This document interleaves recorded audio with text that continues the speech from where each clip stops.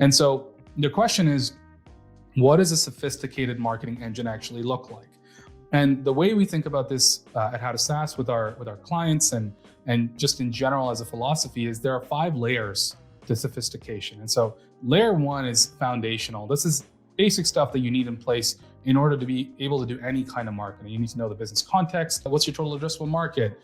What's your retention rate? Those kinds of items. You need to know your funnel efficiency, your conversion rates at every stage of the funnel. You need to know your market, your segmentation, who your ICPs are. You need to know your customers, their pain points.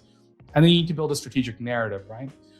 Where you differentiate yourself from the competition and have something different to say about your particular solution. Then you have an infrastructure layer, which is also essential in order to be able to launch demand gen programs. This is your product marketing work, potentially your sales enablement, your website, your tech stack, your revenue ops function, so you can measure your performance. And then these layers 3 and 4 is really where the bulk of value is created. This is the right strategy for your business. What does the mix of budget look like when you're going to market? Which demand programs are you going to prioritize? What are you going to deprioritize? Which content programs or assets should we create before others? Should we focus on SEO or should we focus on account-based marketing? Making those decisions. And once that's clear, you kind of get to who are the people we need and what is the budget we need to actually fund these programs.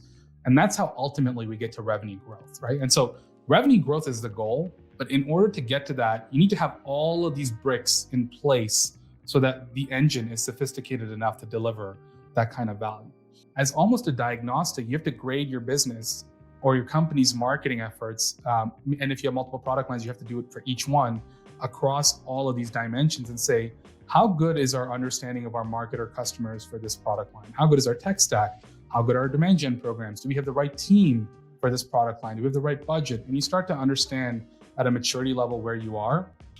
And the idea is that as you go through each of the boxes, marketing's contribution to pipeline and the generated and sourced pipeline for marketing increases over time. You can get to a point where this is 30 or 40% of the pipeline that's being generated by the business overall. And this is how you build something that's sustainable, that can actually stand the test of time, that there's evergreen content around, evergreen programs, where if people leave, you can always plug in new team members and actually continue to scale the business where it's not too dependent on one particular program or person or an initiative.